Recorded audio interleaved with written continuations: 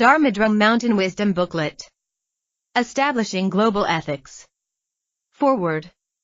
Following the tide of globalization, today's world has become an integral entity witnessing frequent interactions between different regions and cultures. While economic development, information explosion, and advancement in communications technology have shortened the distance between people, contributing to the advent of the global village, deeply rooted misunderstandings and prejudices have also been laid bare.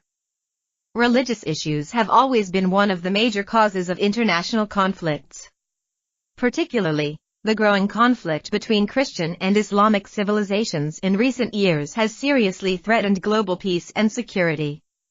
In light of these concerns, Master Sheng Yen, founder of Dharma Mountain Buddhist Association, has proposed the formation of shared global ethics and values through interfaith dialogues. In recent years, Master Sheng Yen or delegates of the Dharma Mountain monastic community have attended numerous international conferences, including meetings organized by the World Economic Forum, the World Bank, the World Council for Religious Leadership, the Global Peace Initiative for Women, the Earth Charter, as well as the World Youth Peace Summit. These conferences all focus on the discussion of how to transform ethnic conflict into harmony to achieve lasting world peace.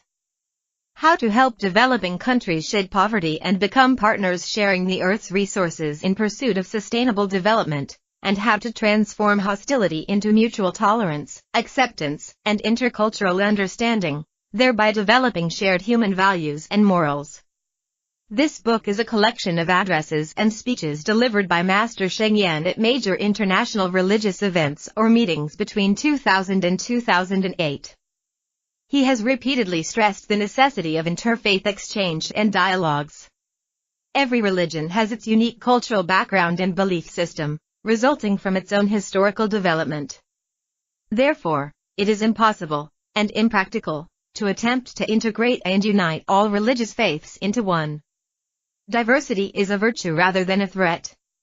Various religions, faith systems, and cultural traditions not only enrich humanity's experience but also serve as a driving force behind the progress of civilization. If we can foster mutual understanding, learn tolerance, and respect the differences between peoples, religions, and cultures, seeking common ground while preserving individual identities, then gradually we will be able to achieve global peace for humanity in this century. This is precisely the vision advocated by Dharma Mountain Buddhist Association, to pray for the coming of heaven to this earth and build this world into a pure land. Eliminating barriers, enhancing mutual respect and love. Most honored religious and spiritual leaders of the world, dear brothers and sisters. Thanks to the joint efforts of humankind on earth, the movement toward world peace has been promoted extensively. Today, however, in the year 2000, we are still gathering here at the United Nations for a meeting to discuss how to achieve world peace. This signifies that there are still conflicts in the world waiting for us to find solutions. I believe no one could doubt that we, the religious and spiritual leaders, are all peace-loving people. However, there still exists the fact that different religions clash or even provoke wars against each other. When people maintain what they believe in is the best religion in the world, they should not forget that others also have the right to say that their faith is the best. When people strive to survive and develop, they should not forget that others also have the right to survive and develop. Therefore, I would like to make a sincere proposal. If you find that the doctrines of your faith contain something that is intolerant of other groups, or in contradiction with the promotion of world peace, then you should make new interpretations of these relevant doctrines. Why? Because every wholesome religion should get along peacefully with other groups so that it can, step by step, influence humankind on earth to stay far away from the causes of war. When speaking of the problem of humankind's poverty on earth, everyone will think of the regions that are ravaged by natural disasters and wars. So we should offer assistance to those regions and appeal for peace. But as you may also know, even the United States is not free from the problem of poverty. So I wish to point out a fact: poverty of material things threatens the lives of people, whereas poverty of the spirit and heart deprives people's living environment of security and happiness. Therefore, Our organization, Dharma Drum Mountain, is promoting a movement called spiritual environmentalism, where individuals start by purifying their mind, filling it with gratitude, kindness, and compassion for life. In this way, they will devote the fruit of their efforts to others. As long as one continuously works hard to improve one's living conditions, one will be able to overcome material poverty, as long as one feels grateful and compassionate. One will be able to enrich oneself spiritually and mentally. Enrichment of the spirit is a more precious wealth than material possessions. Chinese Chen, Zen, Buddhism is characterized by a simple way of life. Chen practitioners can gain freedom and peace of mind because they have little desire for material things in their lives. When one's spirit is calm and stable, one will not be stimulated or tempted by the external material environment. Neither will one harm others and damage the natural environment. Therefore, the awakening of faith in Mahayana says, when the mind arises, all things arise, when the mind perishes, all things perish. Peace and war reflect the harmony or conflict contained in the human mind. Likewise, paradise and hell are not separate from the human mind's inclination toward virtue or evil. Poverty or wealth is mostly determined by the ignorance or wisdom of the human mind. If people are greedy and insatiable because of their ignorance, they will cause destruction and conflicts and end up poor. Even though some people possess enormous material wealth, they might lose all of it overnight if they are ignorant and unable to put it to good use. Indeed, the Buddha said, one's material property is commonly owned by the 5 enemies, namely, flood, fire, bandits, tyranny, and prodigal sons. If you possess wisdom, you can transform the corruptible into something wonderful. Turn discarded junk into treasure. You can also change few into many, make ugly things beautiful, turn disappointment into hopefulness, and transform hell into paradise. Humankind's ignorance is caused by its deluded views. The Complete Enlightenment Sutra says, since time without beginning, all sentient beings have had all sorts of delusions, like a disoriented person who has lost his sense of direction. They mistake the gathering and dispersing of the 4 elements, namely, earth, water, fire, and air, for their physiological selves, and the 6 conditioned impressions of the 6 sense objects, namely, forms, sounds, smells, tastes, textures, mental objects, for their psychological selves. They are like a man with an illness of the eyes who sees an illusory flower in the sky, or a second moon. Therefore, sentient beings vex themselves and others. If the concepts of the Buddhist scriptures can be used to guide humankind's life, and its methods of meditation can be applied to help people become aware of their weaknesses, then humankind can hope to achieve everlasting peace. On the basis of spiritual environmentalism, our organization is also advocating and carrying out social etiquette environmentalism, lifestyle environmentalism, and natural and ecological environmentalism. Together they are called the 4 kinds of environmentalism. This is because we believe that, if we wish to pursue world peace, if we wish to solve the problems of humankind's poverty and the environment, then we should review and examine the thinking of humankind, and start by purifying the mind and uplifting the spirit. I would like to offer everyone 2 sentences. With true wisdom one will not have any vexations. With true kindness and compassion one will not encounter any enemies. Moreover, I believe that every religion cherishes an everlasting hope that God's paradise or the Buddha's pure land will be established. For the sake of humankind. Although Buddhism maintains that all sentient beings are equal, only human beings on earth can put the Buddha's teachings into practice.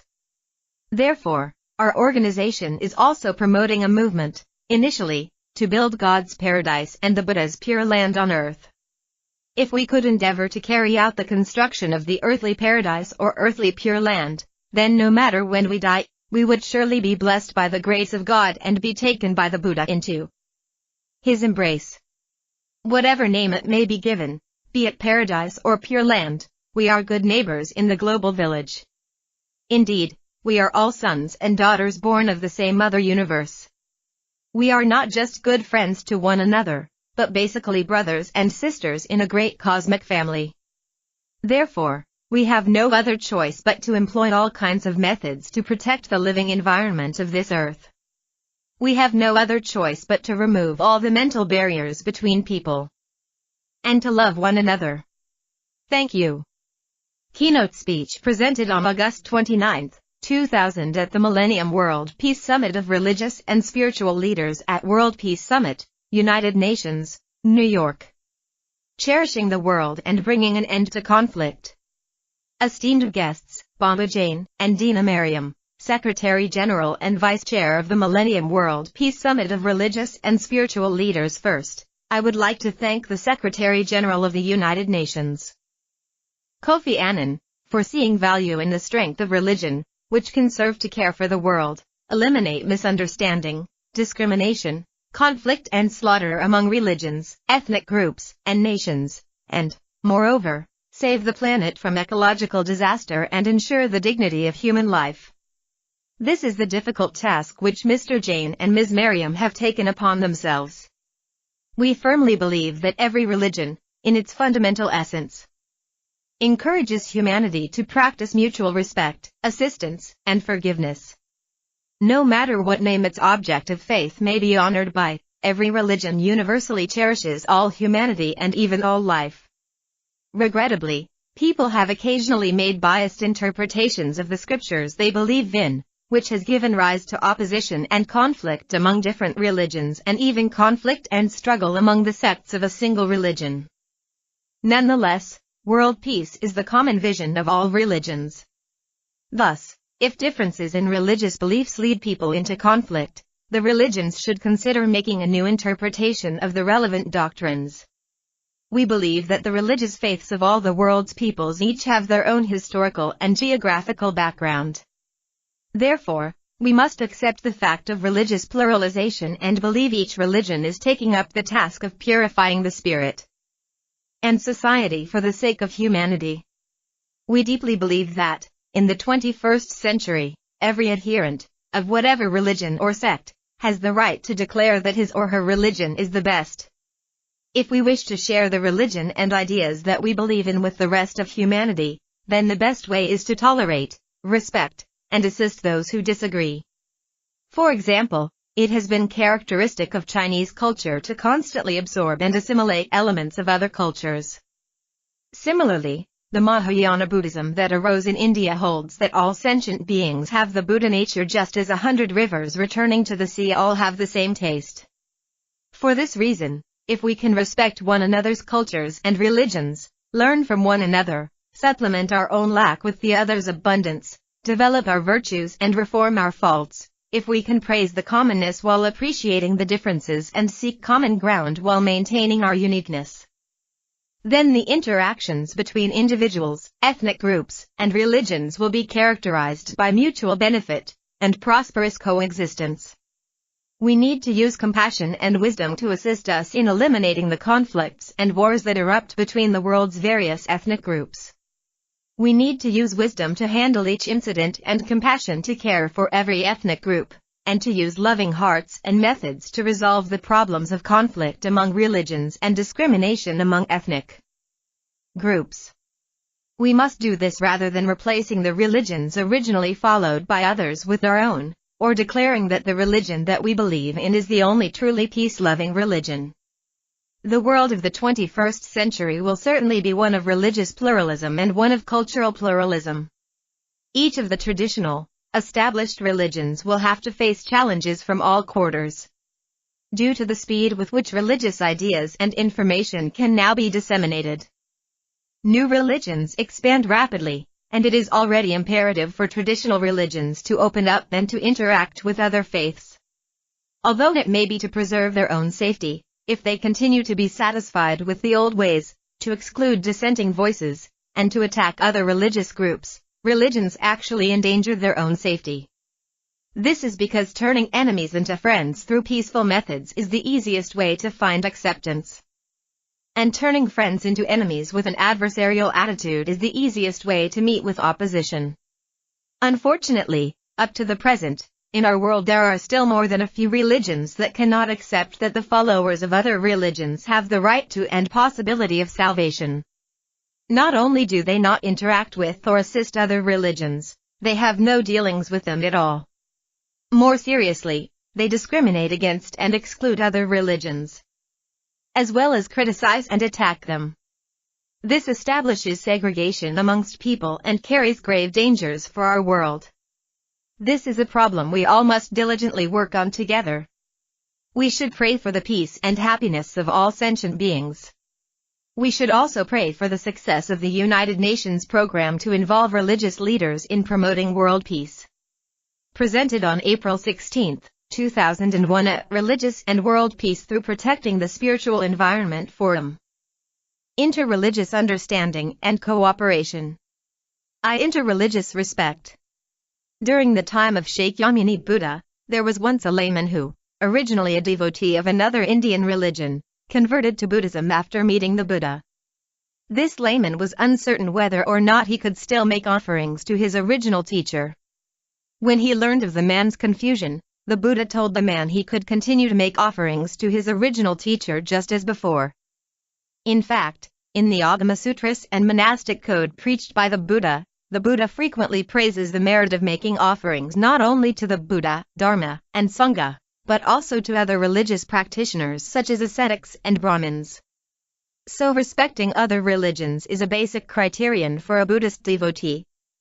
Therefore, Buddhists will not cause conflicts with followers of other religions, and will always get along with them peacefully, like good neighbors. This is especially true in the Chinese cultural sphere. Although at times in Chinese history arguments have erupted between Confucians, Buddhists, and Taoists, and there have even been large-scale persecutions of Buddhists, these incidents were all instigated by a small number of politically connected Confucians and Taoists who used their influence at court to encourage misguided, anti-Buddhist policies. However, relations between ordinary folks of different religions have actually been very cordial.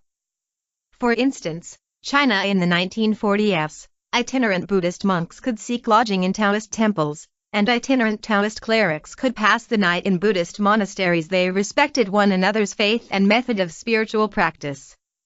The Chinese maintain, all paths lead to the same destination. So any religious practitioner who does not go against the basic moral principles of love, peace, and the pursuit of true happiness is worthy of approval regardless of his method of practice.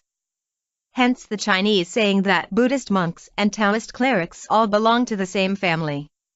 China has a plurality of ethnic groups and a great diversity of religions. At one time in history, the Confucians, due to their self-centeredness and superiority complex, viewed non-Han races as uncivilized barbarians. However, through mutual adaptation and interaction with one another over a long period of time, the Han eventually came to discover that other cultures were also very admirable. Not only did these other cultures have much in common with Han culture, but they actually had merits which Han culture lacked. Therefore, in the areas inhabited by the Chinese there have been neither religious wars nor implacable enmity between ethnic groups. Chinese Mahayana Buddhists believe that the good teachings in all religions are the elementary prerequisites for attaining Buddhahood, and that the prophets of all religions are manifestations of Buddhas and Bodhisattvas. They have manifested themselves in these various personas only to adapt to different cultures and living environments, so that they may use the most appropriate means to deliver sentient beings. Hence in the 12th century, the Confucian scholar Lu Zhuyuan, 1139–1193, influenced by Buddhism, said that when a sage appears in the East, he has the same mind and realizes the same principle. When a sage appears in the West, he has the same mind and realizes the same principle. This means that all prophets, from whatever geographical area and of whatever religion, have more or less the same love and realize roughly the same truth. If we use this principle to view all religions, we will respect all religions. While it is perfectly natural for devotees of any particular religion to claim that their own religion is the best, we must also acknowledge and respect the fact that our neighbors and relatives also have the same right to claim their religion is the best. Once on an airplane I was sitting right next to a Christian missionary, who was piously reading the Bible and praying. Seeing that I had nothing to do, he gave me a Bible and showed me how to read it. I praised his good intentions and enthusiasm, and agreed with his statement that Christianity is the only religion through which one can attain salvation. He immediately asked me, "If this is the case, why are you a Buddhist monk? Isn't that a pity?" I said, "I am sorry, but for me, Buddhism is most suitable. So I would say that Buddhism is the best religion." 2. Interreligious understanding. As shown in the incident I just mentioned, it is necessary to respect one another before we can understand one another. I accepted the missionary's Bible, and in return gave him a Buddhist book. From his expression I could see how much he hoped that I would diligently read the Bible, just as I hoped he would look through the book about Buddhism. In various parts of the world, I frequently go to the educational institutions and churches of other religions, sometimes to lecture on Buddhist studies, sometimes to participate in symposiums, and sometimes to attend religious ceremonies. I have quite a few friends from other religions. Other religions invite me to discuss Buddhism, and we also invite missionaries and scholars of other religions to our Buddhist schools and institutes to introduce their religions. And representatives from the major religions are always happy to attend religious conferences sponsored by Buddhists. From what I know, the first people to introduce Buddhism to the West were not for the most part Buddhists but rather Christian missionaries who had gone to the Orient to evangelize. Buddhism has been in China now for 2,000 years. When it was first introduced to China, it tried to adapt to indigenous Chinese culture as much as possible, even using Taoist and Confucian terminology and concepts to explain parts of its doctrines. This then contributed to the arising of Buddhist schools with distinctly Chinese characteristics such as the Tiantai, Huayan, Pure Land, and Chan schools. In other words, Buddhism in China first learned and absorbed elements from traditional Chinese culture, then evolved into new schools distinct from Indian Buddhist schools. Even traditional Chinese Confucians learned and incorporated Buddhist thought, which resulted in the rise of Neo-Confucianism in the Song and Ming dynasties. Chinese Taoists, in a similar manner, transformed and incorporated many Buddhist scriptures into the Taoist canon, thereby enriching Taoist culture. In China, Buddhist monks from the generation before mine were required to be well versed in not only the Buddhist canon, but also Confucian and Taoist thought, otherwise, it would have been difficult for them to propagate Buddhist teachings. In our age, we should open our minds even more, and learn about the various world religions, so as not to find ourselves in self-imposed isolation with narrow horizons, like a frog gazing up at the sky from the bottom of the well. Even traditional Chinese Confucians learned and incorporated Buddhist thought, which resulted in the rise of Neo-Confucianism in the Song and Ming dynasties. Chinese Taoists, in a similar manner, transformed and incorporated many Buddhist scriptures into the Taoist canon, thereby enriching Taoist culture. In China, Buddhist monks from the generation before mine were required to be well versed in not only the Buddhist canon, but also Confucian and Taoist thought, otherwise, it would have been difficult for them to propagate Buddhist teachings. In our age, we should open our minds even more, and learn about the various world religions, so as not to find ourselves in self-imposed isolation with narrow horizons, like a frog gazing up at the sky from the bottom of the well. If we turn back to discuss Indian religions, we can see that they, too, have contributed to one another's growth through mutual influence and stimulation. In fact, much of the content of Buddhism was incorporated from ancient Indian religions. In the Buddha's time, different religious sects and schools filled India, some ancient, and some newly established. Siddhartha Gautama himself humbly learned from many teachers of various spiritual schools. After becoming a Buddha, though he developed distinctly Buddhist views, and discarded many religious views and beliefs not in conformity with Buddhism, Buddhism is still a product of Indian religious culture. Hence, in turn, in the 8th century the great Hindu philosopher Shankara, 700 to 750, consulted Buddhist Madhyamika philosophy and thereby created Vedantic philosophy. Buddhism stresses an ethic based on cause and effect: as you sow, so shall you reap, whereas Christianity seems to focus almost solely on the believer's salvation through faith, without relating it to his ethical behavior. Actually, according to the contemporary philosopher John Hick, if one looks at the parables of the worthy and unworthy servants and of the sheep and the goats in the Gospel of Matthew, Chapter 25. One can see that the teachings of Jesus Christ actually have a very strong ethical and practical character. That is, one day we will inevitably reap the consequences of what we do in our daily lives now. For this reason the Apostle Paul, in chapter 6, verse 7 of his letter to the Galatians said, "Whatever a man sows, that he shall also reap." In addition, he said that in our own time Catholic and Reformed Christians have come, at least in a significant minority, to see an authentic response to God as requiring a dedication, individually, nationally and globally, to social justice and the preservation of endangered Mother Earth. Seen from this angle, the views of Christianity are not that far from those of Buddhism and other religions. Let us now look at the God of Islam. In the Quran, Allah has 99 different names, including the Protector, the Forgiver, the Bestower, the Forbearing One, the All-Forgiving, the Source of all goodness, the Protecting Friend, the Loving One, the Lord, the Pardoner, the Compassionate, and the Guide to the right path.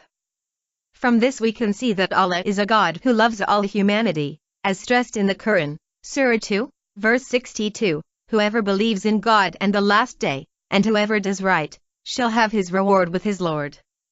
In his book The Fifth Dimension, Hick said that, when the Muslims came to India, there were some who argued that Zoroastrians, Hindus, Jains, and Buddhists were also people of the book. The book refers to the eternal word of God that is expressed to his people in different human situations through different prophets in different revealed scriptures. Even though many mainstream and fundamentalist Muslims believe that many non-Muslims are missing their opportunity to enter paradise, the message spread by Islam is that the possibility of entering paradise is good news for all, not just for Muslims. The Islamic mystics, the Sufis, are especially able to believe that followers of other faiths may also receive God's mercy. Naturally, from a standpoint of mutual respect and appreciation, religions must seek greater understanding of one another, yet there is no need to distort each other's beliefs in our search for common ground. That would not only cause great pain and trouble, but also lead to three possible outcomes: 1. Twisting other religions to make them like one's own; 2. Denying the position of one's own religion to comply with other religions; or 3. Blending different religions together to establish a new one. None of these scenarios are healthy.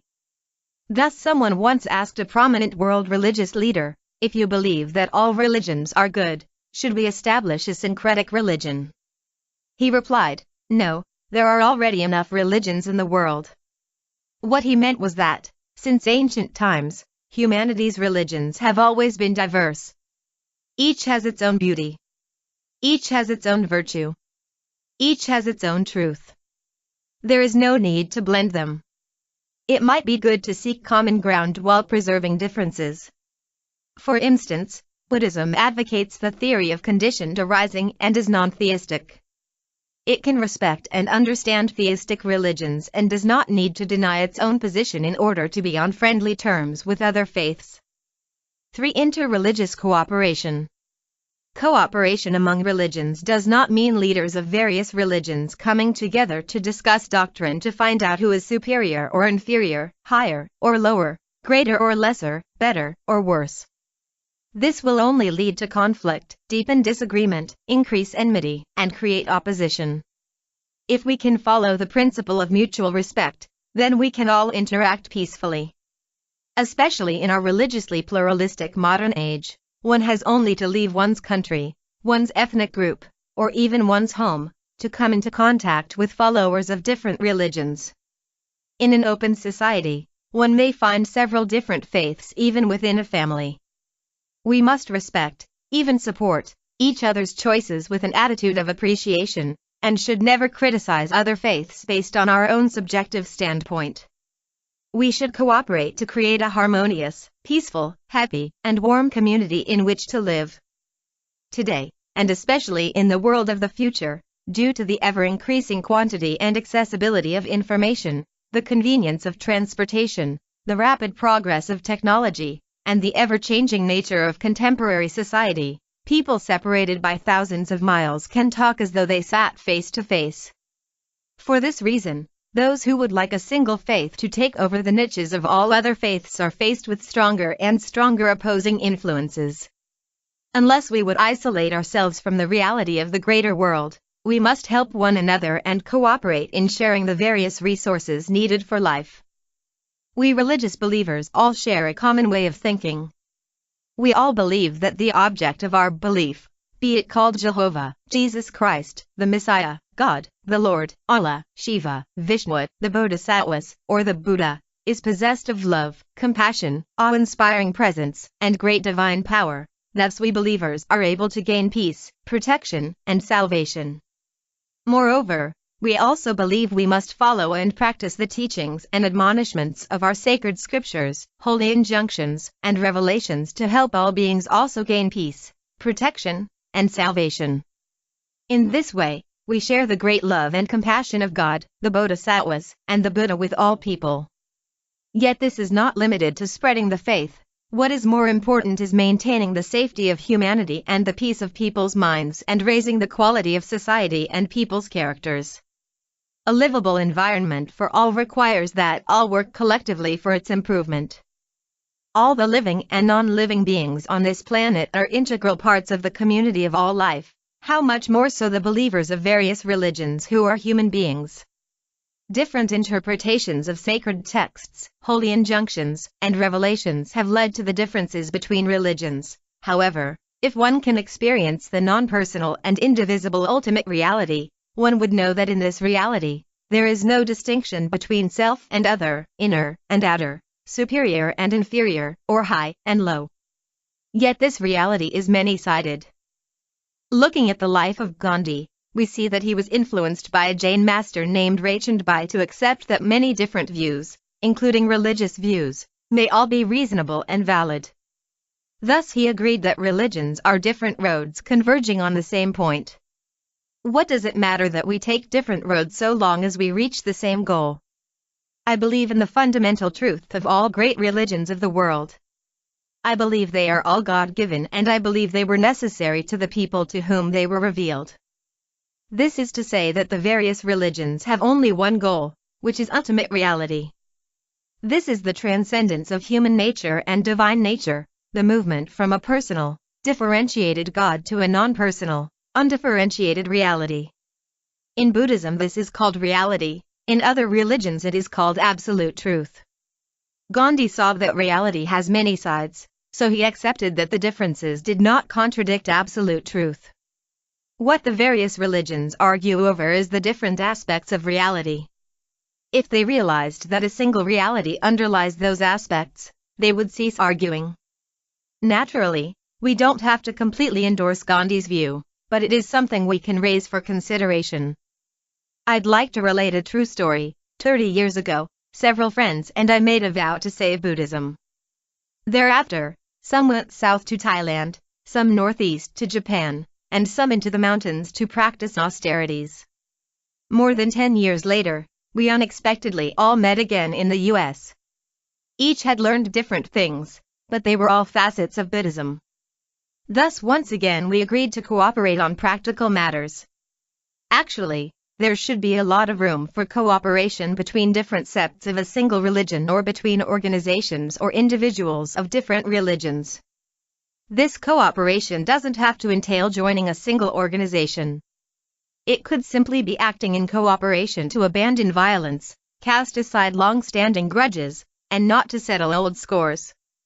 It could mean joining forces to eliminate the causes of starvation, diseases, natural disasters, and ethnic conflicts, to protect the environment and resources of this planet for future generations, and to protect the human spirit from being polluted by enmity, greed, envy, anger, pride, irresolution, fear, worry, arrogance, feelings of inferiority and voidness. If each religion can start by influencing and encouraging its own believers in this way, then the major religions of each country in the world can also influence that country's citizens, as well as politicians and businessmen. If everyone can share this kind of understanding, it will be a giant first step toward religious cooperation. Concluding address presented on September 20, 2001 at the International Conference on Religious Cooperation. The vision and mission of religious leaders. We must realize that, from the perspective of any religion in the world, each believes it fervently loves life, and each believes it fervently loves peace. We must realize that, from the perspective of any race or any country in the world, each believes it fervently loves its own people, and each believes it fervently loves its friends and neighbors. We must realize that, from the perspective of any religion, any race, or any political ideology, each believes it is obliged to protect people's lives, to assure their well-being, to maintain love and peace, and to seek freedom and equality. And all believe that interactions between people must not deviate from the principle of justice. These three realizations, I believe, are the foundational consensus we should all have in order for humanity to make efforts toward lasting world peace. As of today, there are still a few groups whose leaders, in their fervent love for their own group and in their desire to maintain their group's interests and attain more, greater, and better benefits, have developed antagonistic, hostile relations with other groups. Such groups may attack or plunder one another, or even regard the opposing groups as demonic, to be conquered and exterminated. This is all caused by human delusion, which then leads to revenge, bloody feuds, and endless cycles of collective violence. The so-called human delusion mainly refers to two blind spots people have in their thinking. When considering, observing, or dealing with a problem, people only take into account their personal, selfish, and subjective standpoints. Rarely do they try to understand, feel, or sympathize with the other party's ideas, explanations, ways of doing things, or needs based on circumstances. This often results in antagonism and hostility, which then leads to conflict and war. In facing all manner of complicated situations and problems, people uniformly judge things in simplistic, dichotomous ways. People always think they stand on the side of the true, just, and sacred, and that whoever or whatever disagrees with their faith and ideas is false, evil, and demonic. They perceive two sharply divided sides, and see no room for compromise and coexistence. So great feuds and animosity arise, and mutual slaughter continues endlessly. As soon as humanity can free itself from these two blind spots, lasting peace and happiness will be close at hand. Now, as we face the negative consequences of these two blind spots, we urgently need to find ways to alleviate and resolve such problems.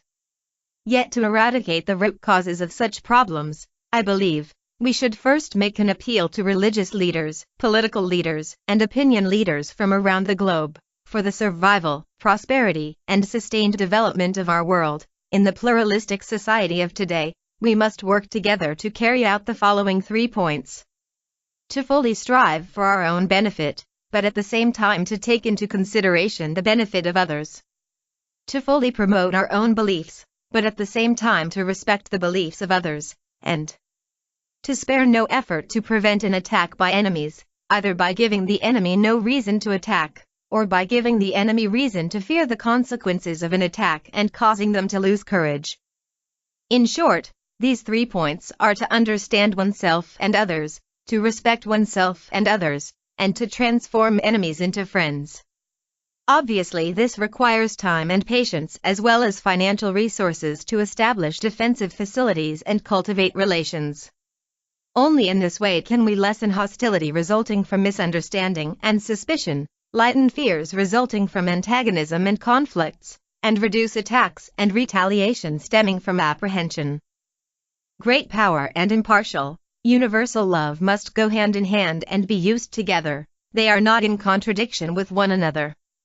Out of great compassionate love, giving people sufficient food, clothing, and the promise of security can win people's hearts and minds more effectively than large-scale military operations, and can even cause enmity to dissolve. Powerful armaments can deter rogues from striking, and impartial love can win the common people's gratitude and endorsement. Bearing the principles above in mind, I would now like to present my views and suggestions regarding the following 2 issues. 1. How to avert terror attacks directed against countries in the world, and 2. How to raise the quality of people's religious life in countries that engage in religious suppression. 1. In the aftermath of the September 11 terror attacks, Besides giving our prayers for the more than 5,000 innocent victims, we should also pray for the 19 terrorist hijackers. This is because both the killed and the killers were all victims, and the loss of any victim's life is equally tragic. Terrorist actions arise out of delusion and weakness, which fill the terrorists' hearts with hatred. Only by guiding them with wisdom and showing them the warmth of compassion can we help them leave behind self-imposed isolation and the haze of fear and anger. To root out anti-American terrorism, I think it would be best for the world to make extra efforts to befriend countries with terrorist presence. Furthermore, the world could increase collaboration, communication, and discussion with these countries on the problems common to all human civilizations, thereby advancing mutual agreement. In addition, world political, business, and religious leaders could first befriend moderate, liberal leaders from countries with terrorist presence, who in turn could seek to befriend the more radical leaders. When such radical leaders can become friends and sit down to discuss problems, mutual suspicion and enmity can be dissolved. This is the fundamental solution, the way to transform enemies into friends. 2. Currently, although governments from countries that engage in religious suppression permits people freedom of religion, this is considered merely a stage in the revolution. In their view, as soon as ideal reforms have been completed, the people will no longer need religion. This is because from the perspective based on historical materialism, all religions are merely opium for people to get temporary relief. So, although the countries that engage in religious suppression will not go so far as to eradicate religion, it would be unrealistic to expect them to devote effort to advance its development. In particular, organized, group religious activities are absolutely banned. Furthermore, religious workers, organizations, movements, and books are not permitted to enter these countries. These countries do not abhor religion, but they do fear that mass movements organized by religious groups could create political turbulence and social unrest. We don't know whether the reality will be just as they have claimed, that as soon as ideal reforms have been completed, the people will no longer need religion. But currently, the vast majority of their people still need it, because religious faith in itself is a force that gives consolation and fosters social stability. At present, under the principle of not causing social turmoil in the countries that engage in religious suppression, we still have ample scope for helping their citizens to raise the quality of their religious faith. We could make productive efforts in at least 3 ways. Promote exchanges to observe and learn from one another in the areas of religious education and culture. Through such exchanges, we could increase mutual affinity and accord and reduce hostility between people. Call on world religious leaders, organizations, and individuals to 1. Make more contact and visits with religious workers and government officials in these countries in order to increase mutual understanding. 2. Collaborate more frequently with the people of these countries in such areas as promoting social well-being, environmental protection, raising people's character, reduction of crime, disaster relief, and catastrophe prevention, and 3. Not attempt to develop organized religious activities in these countries. Invite these countries to send representatives to all global religious activities, and when possible, hold such activities within their countries. This would allow religious workers of these countries as well as related officials at all levels to keep abreast with the status quo in international religious developments. Hence, they would have the chance to benefit by growing along with other religions around the world without feeling threatened by foreign religious groups. In conclusion, any religion, any country, or any group hopes to be understood, respected, affirmed, and accommodated. Even those whose faith and ideas are totally different from our own can become our friends, as long as we are willing to try to understand, respect, affirm, and accommodate them. To take the first step in this direction and stick with it unwaveringly, this, then, is our common vision and mission. Presented on October 15, 2001 at the inaugural Steering Committee meeting of the World Council of Religious and Spiritual Leaders, New York. The sacred in a pluralistic world, seeking common ground while preserving differences. The definition of the sacred varies according to time, place, and individual. This is something of which we must be aware in a modern, pluralistic, and globalized society.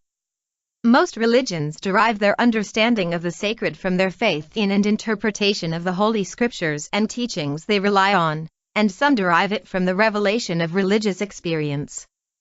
On the surface, these understandings seem to come directly from objective divine revelations, but in reality their formation was influenced by a variety of factors relating to people, time, place, historical background, and cultural differences. Thus these understandings are not purely objective. I believe the highest truth revered by each religion is necessarily completely perfect and absolutely sacred. However, once human factors come in and interpretations and outside agendas are imposed on this truth, it becomes subjective and individual differences arise. Thus, although Buddhists take the theory of causes and conditions as most sacred, we do not deny the values of monotheism, not that we identify with and accept them, but that we can understand and respect them. We can accept that every wholesome religion has room for continued development and the right to proclaim itself the world's best religion. Likewise, I myself would say that Buddhism is the best religion. For this reason, to manifest the tolerance expected in a pluralistic society, the definition of the sacred must be reinterpreted. We must be aware that although the highest truth is one, due to differences in cultural backgrounds, the Holy Scriptures and teachings, which were personally experienced by the prophets of different peoples and passed down orally and in written form, nevertheless have different perspectives and different possible interpretations. In order to save humanity from the danger of conflict and even destruction, we must not only preserve the values of our own group but also respect those of others. While we can have our own self-centered values, we must also be tolerant of the values held by others. The catalytic exchanges of a pluralistic society can provide the opportunity to learn from one another and grow. They can keep our cultures perennially vibrant. The days of monocultural societies have long gone and will not return again, and fortunately so. Otherwise, the destiny of humanity would be a very tragic one. Therefore, I want to make this appeal now to all humanity. In a pluralistic world, the one sacred principle which all humanity should come to understand is seeking common ground while preserving differences. Presented on February 1, 2002 at the World Economic Forum, New York. Providing economic aid and educational support to transform the outlook of fundamentalists. In principle, it is natural for there to exist fundamentalists. In fact, to stick to any kind of religious value system, academic theory, or political ideology can be considered a form of fundamentalism. While some people can adjust and change what they adhere to, it is exceedingly difficult for others, such as those who adhere to particular religious views, to make any change. 2. We should understand that poverty and ignorance are often interrelated. Because of poverty, it becomes difficult to access modern, pluralistic, and global information. This may then lead to the isolation of culture and thinking, and result in discriminating against, belittling and rejecting whoever is different.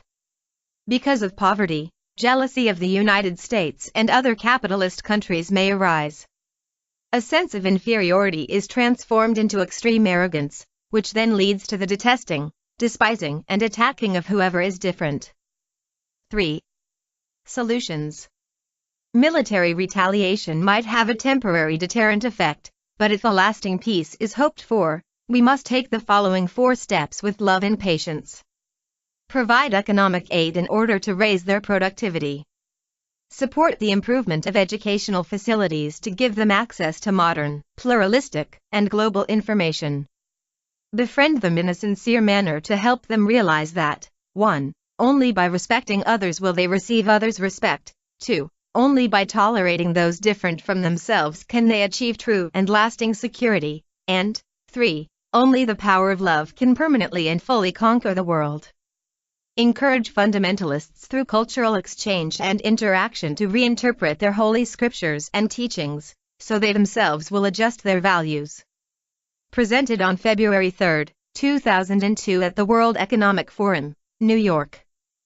The mission of world religious leaders in the 21st century.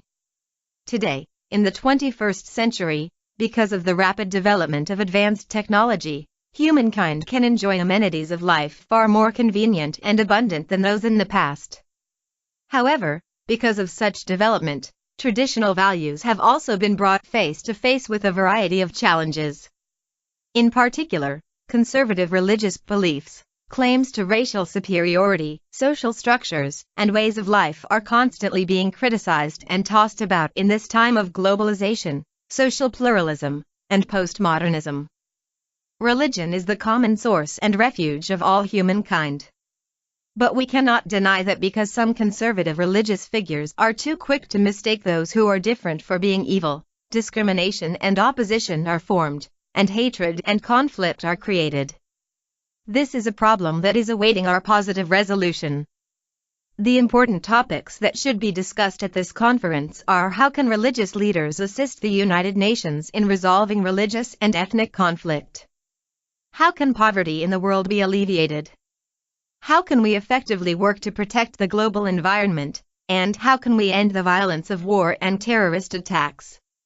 In other words, aside from spreading their own faiths, religious leaders in the 21st century must also play an active role in rescuing humanity from these crises.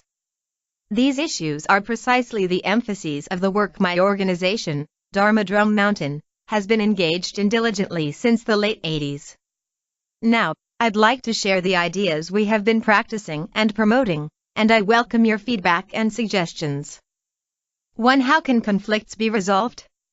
Whether in terms of religion, politics, or culture, there should be a consensus between different groups to seek common ground while preserving differences. That is, in the pursuit of common interests and goals, it cannot hurt to permit different ways of thinking and doing things. This is like the way members of a family are each allowed to think and do things in a different way. In this spirit, Confucianism advocates seeking harmony, not sameness. And the Buddha said, sentient beings have varying predispositions, but they all have the potential to realize the path, and that a forest can accommodate myriad kinds of sentient beings. Actually, religions themselves do not conflict, nor is there any problem with the deities that are worshipped. Only because of the foolish interpretations of human beings, opposition and conflict exist. Therefore, we must make a public appeal. Whenever a passage in the Holy Scripture is found to be in conflict with human peace, it should be given a new interpretation. 2. How can poverty be alleviated? There are two kinds of poverty, material and spiritual. Material poverty makes life difficult, but spiritual poverty can create disasters of great destructiveness. Materially impoverished peoples deserve great sympathy. Spiritually impoverished peoples can be extremely dangerous. Today, besides those who are the victims of droughts, floods, and earthquakes, the recipients of international humanitarian aid are primarily war refugees. Inadequate productivity and the destruction brought by war result in material poverty. Yet spiritual poverty is the source of wars and conflicts between peoples. For this reason, if we wish to alleviate material poverty, the best way then is for religious leaders to encourage everyone to make a vow to transform the selfish heart that plunders and takes into a compassionate heart that gives and contributes. While the materially affluent should of course give and contribute, the materially impoverished should also partake in the joy of giving according to their ability. If such giving and contributing can be promoted widely, not only can it alleviate material poverty, but it can also resolve the problem of spiritual poverty. Only in this way is there hope for lasting peace on earth. 3. How can we effectively work to protect the environment?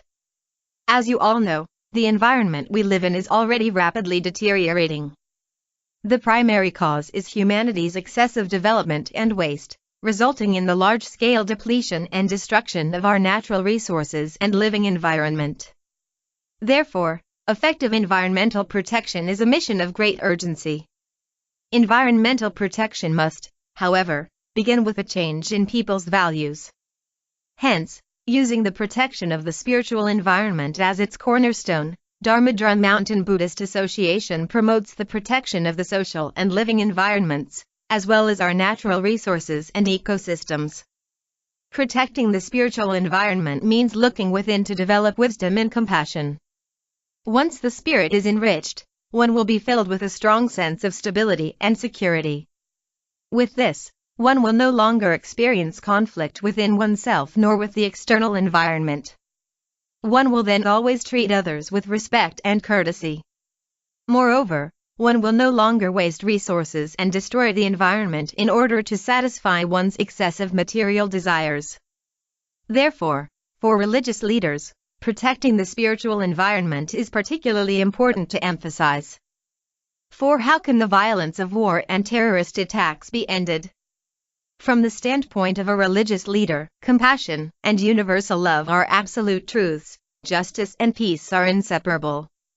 If in order to uphold justice and revere truth, one resorts to violence or terrorist actions, then these individuals must be dissuaded and such behaviors should be condemned.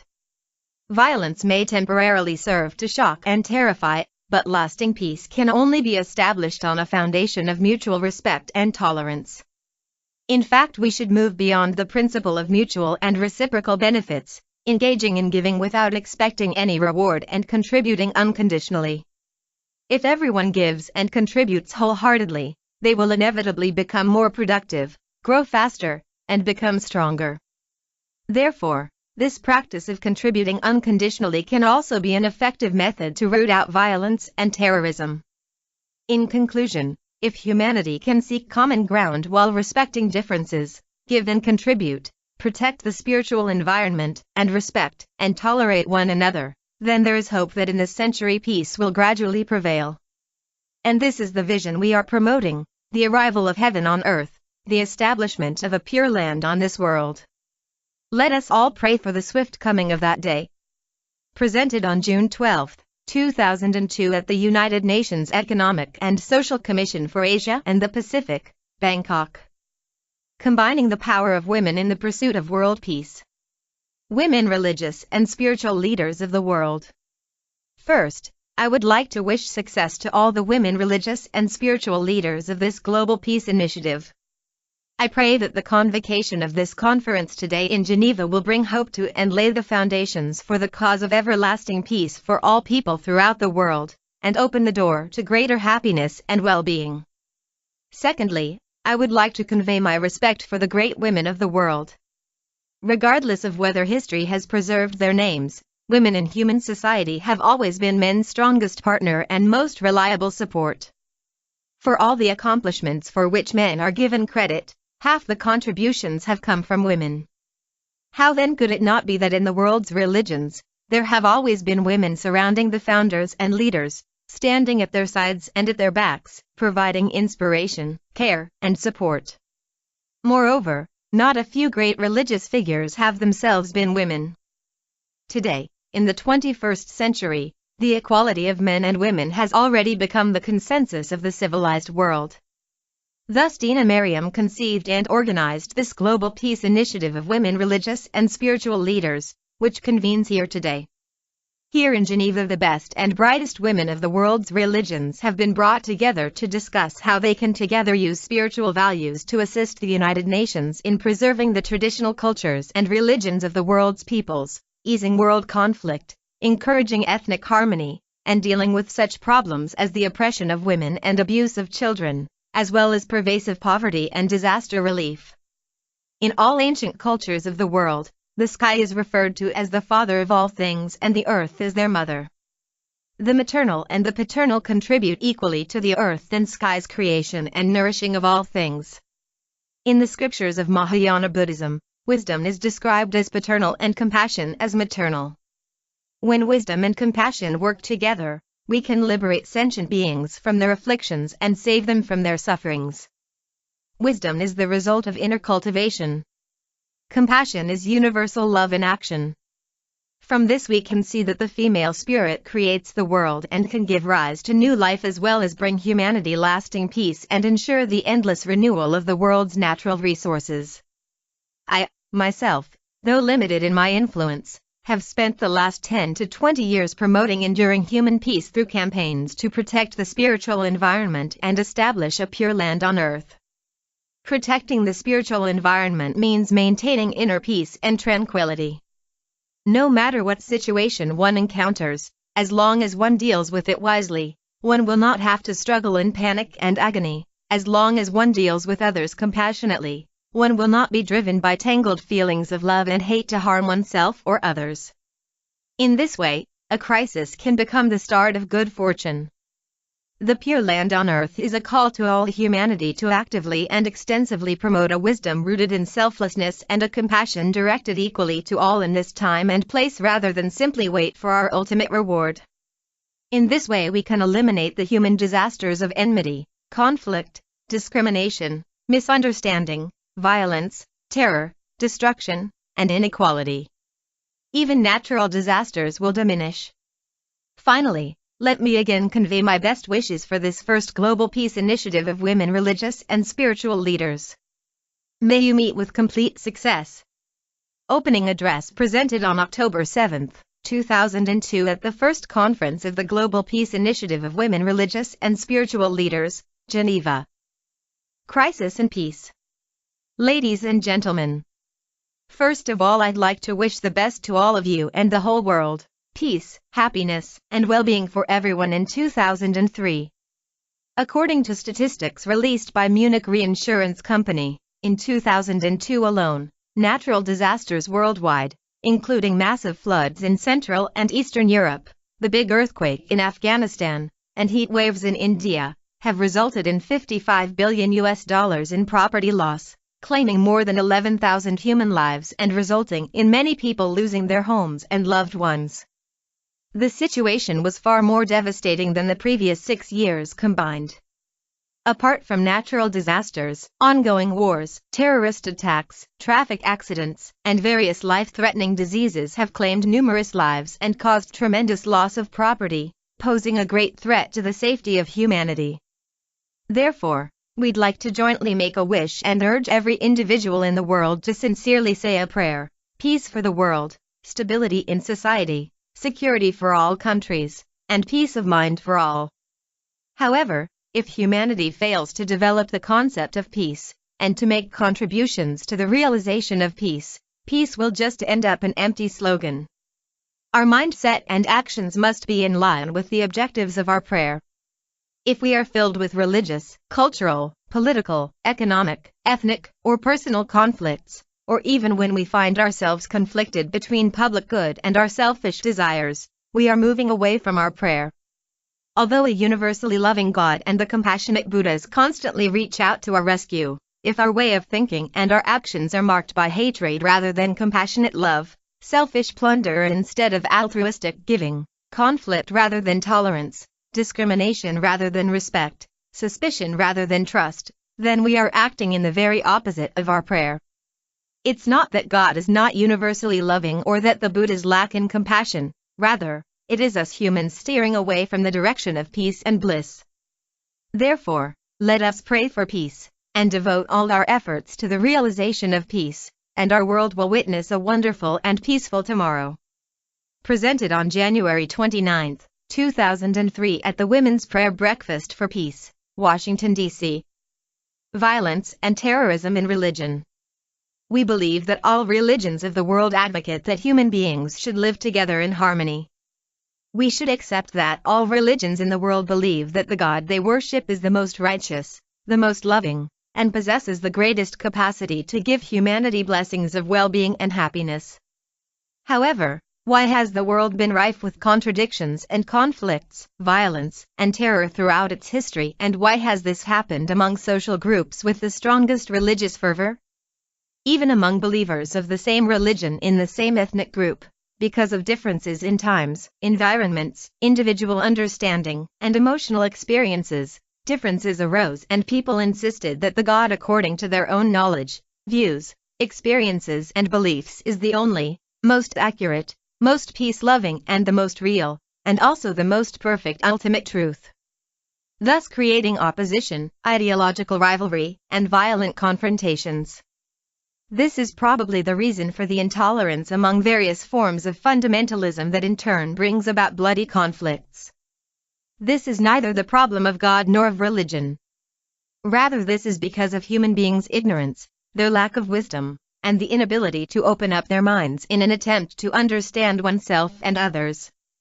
If one believes that God is omniscient, omnipotent, full of love and authority, one should also believe that God will provide the most appropriate teachings and aids according to the needs of the numerous different ethnic groups of different times and civilizations.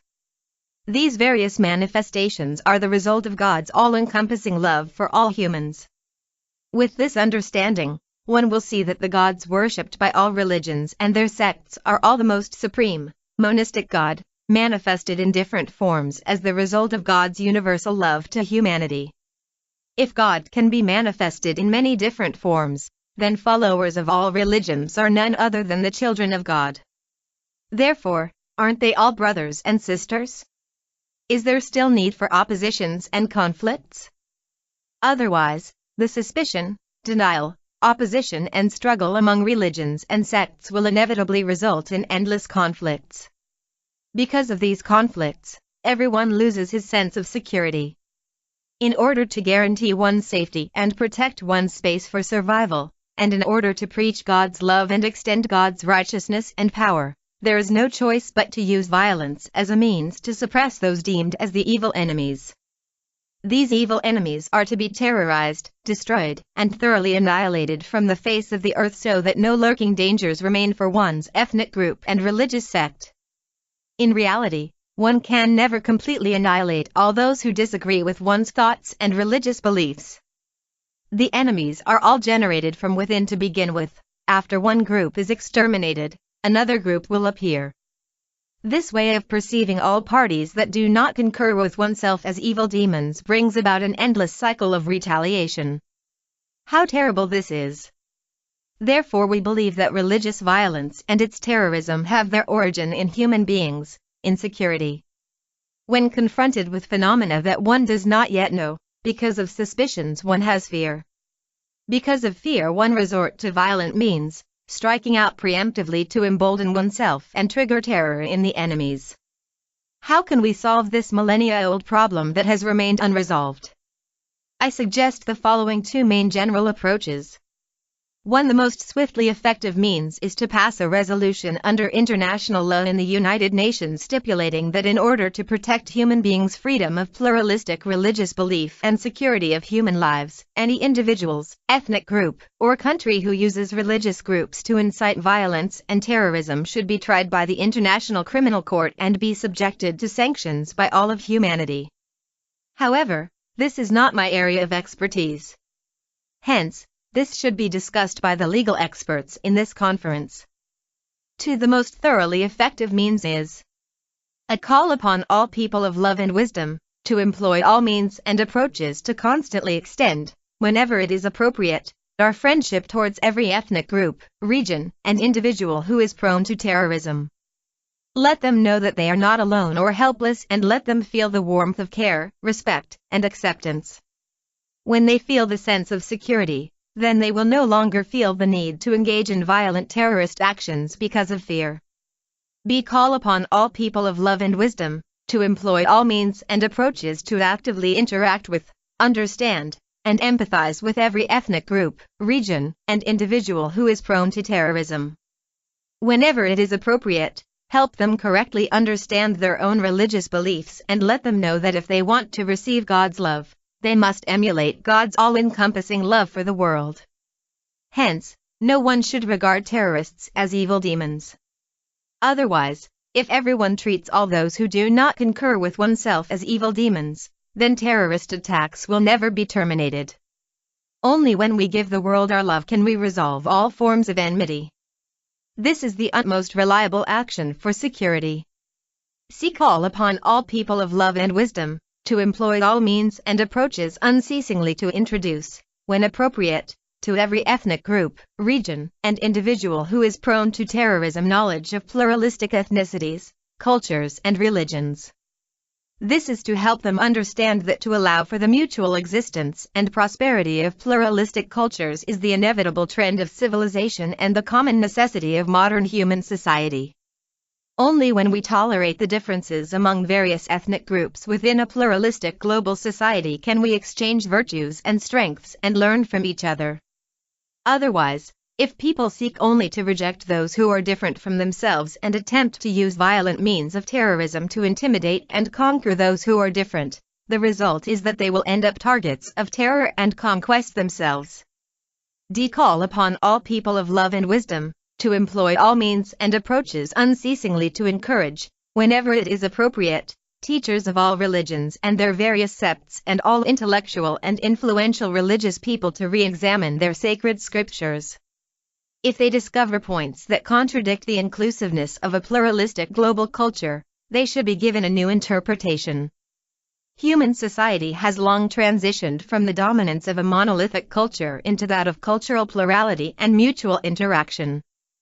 Those who pay no heed will either be isolated from or come into conflict with the common global community as a result of their conservatism and insistence.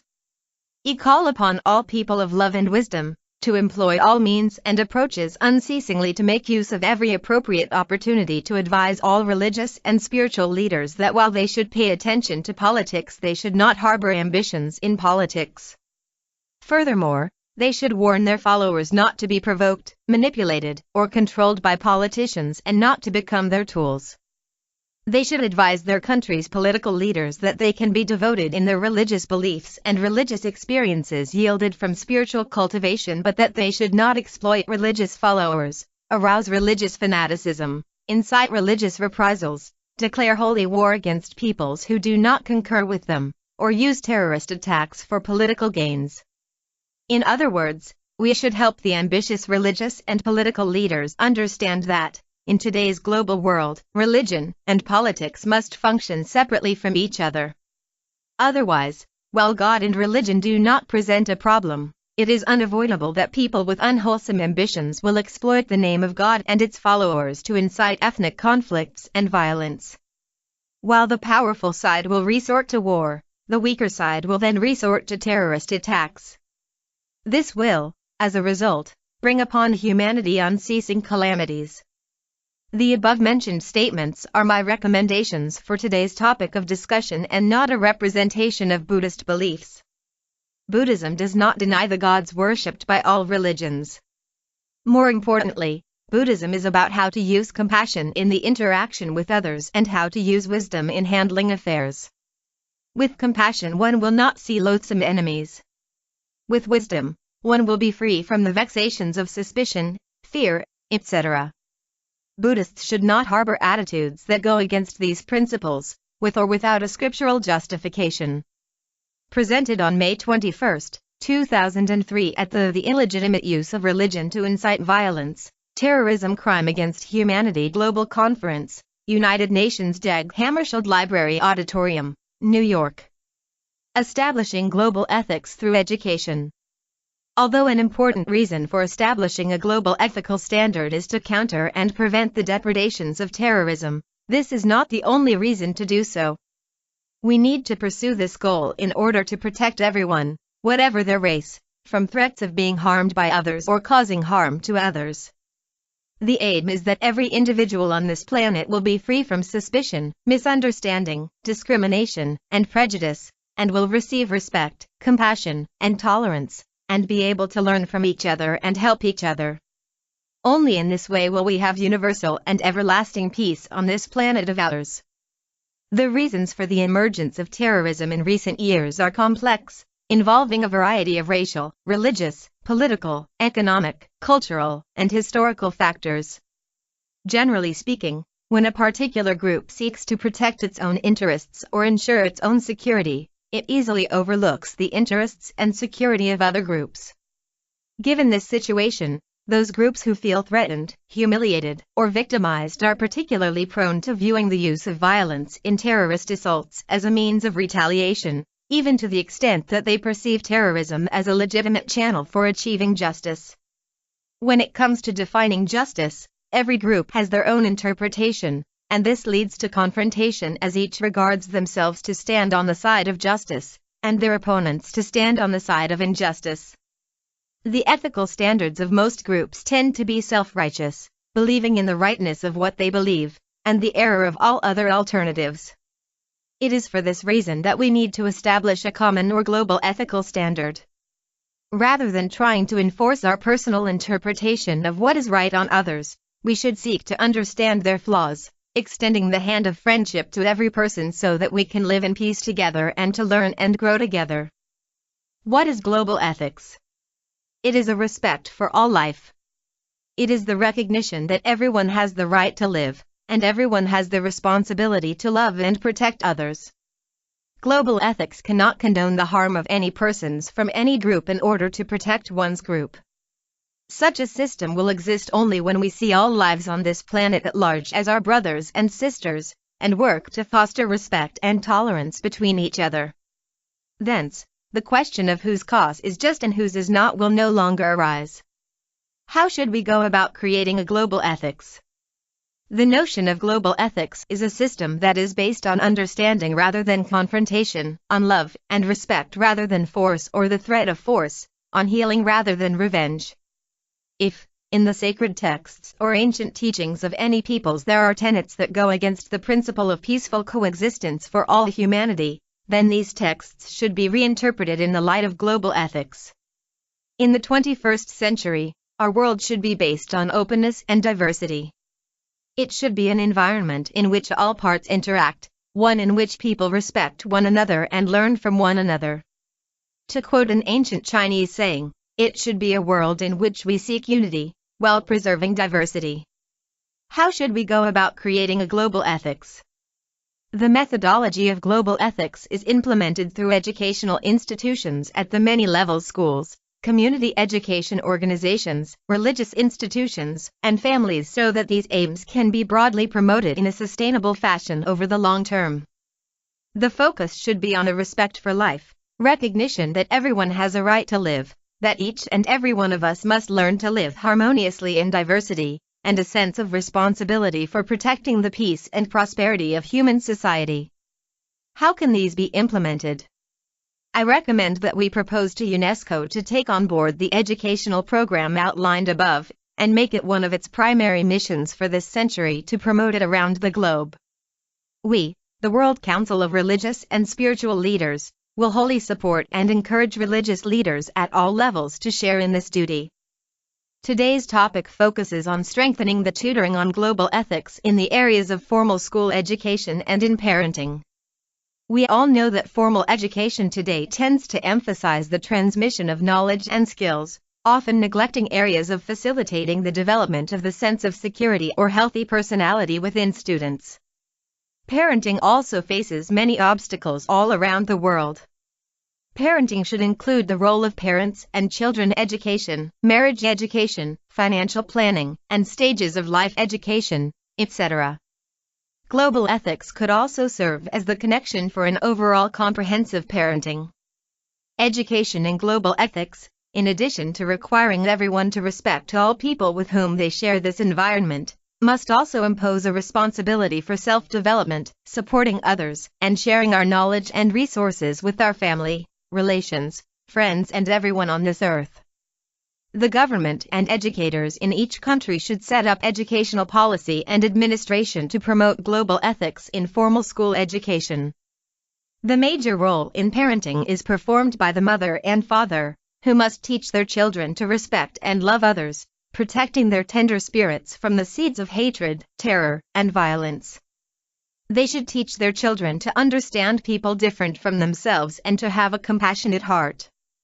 From my childhood, I still recollect my parents' admonition to me to have a harmonious relationship with all family members and also to show hospitality to strangers from afar.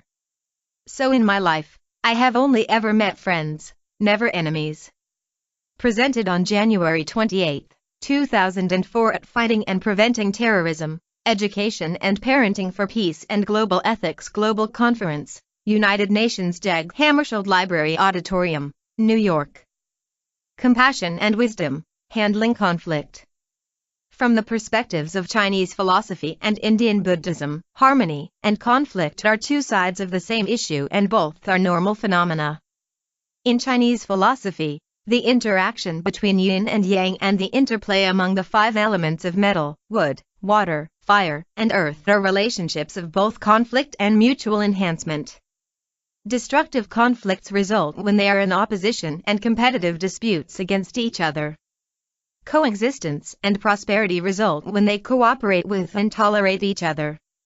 Buddhism advocates the teaching of dependent origination, according to which all phenomena in our lives and the universe arise and perish due to causes and conditions.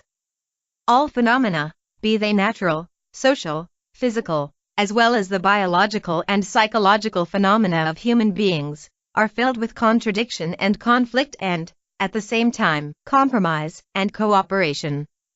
The questions are, what attitude should we use to face these facts? What methods should we apply to handle these facts? Based on my understanding, we should handle all matters with wisdom, and treat all people with compassion. Not creating troubles for oneself is wisdom, not causing harm to others is compassion. To adjust one's attitude and look at reality as it is wisdom. To treat others with tolerance and empathy is compassion. With wisdom, vexations do not arise. With compassion, one will have no enemy.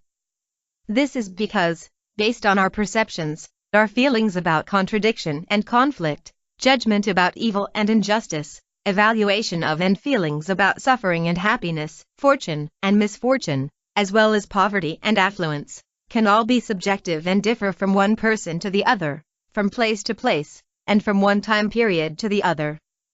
Once one's attitude and viewpoint are adjusted, one's sense of being wronged, one's anger and sense of injustice will dissolve.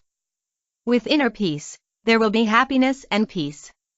Otherwise, while seeking satisfaction from the natural surroundings, justice from the social environment, fairness from the different peoples and groups, logical reasoning, and equality from family members and the relationship between the sexes will yield some results, there will still be external conflicts and contradictions within oneself. I have handled many conflicts. Every time I see the individuals from the two sides, they would inevitably feel that the other side was the perpetrator and themselves the victim, and thus believe that they must engage in retaliatory actions in order to regain justice and fairness. After some analyses and discussions, however, even the side that was determined to have been wrong would feel wronged. My approach to handle this is to tell them that using retaliatory means to punish the other party is not the best method and that it is in fact the worst one. As long as both parties are sincere about looking for a peaceful resolution, then the two parties will be able to forgive each other and thus avoid being hurt for the second, or even the third and the fourth times. Some people believe that poverty can also lead to conflict. While there may be some truth to it, it is not the entire story. Actually, poverty in one's material life does not necessarily compel one to commit crimes. It is spiritual poverty and erroneous thinking that cause people to commit crimes and bring about destructive disasters in our world. For example, when I was in my 6-year solitary retreat in the mountains, the best food I ate every day was sweet potato leaves. I have also once been so destitute that I was homeless on the streets of New York. But my heart was filled with joy because of my religious faith and the great vow of sharing the benefits of the Buddha Dharma with others. Due to differences in time and space and numerous other factors, it is impossible to attain absolute equality in economic life and social status for every individual or every ethnic group. The only thing we can do to narrow the disparity between the rich and the poor and to lessen various forms of conflict is to encourage those who are more affluent or more capable to commit more charitable acts for humankind. We can also encourage those who are impoverished to acquire knowledge and skills to improve their lot and to enjoy the wealth of their inner peace. Presented on February 1, 2005 at the World Bank's Faith and Development Leaders Annual Meeting, Dublin. The global trend of communicating from the heart. Greetings, esteemed Dharma masters and distinguished practitioners. Forgive me for not being able to attend this forum because of my health condition, and listen to your valuable views. So I'd like to use this written address, which is now being read by a Dharma Dry Mountain representative, Bhikkhu Guopin, to seek your views and comments.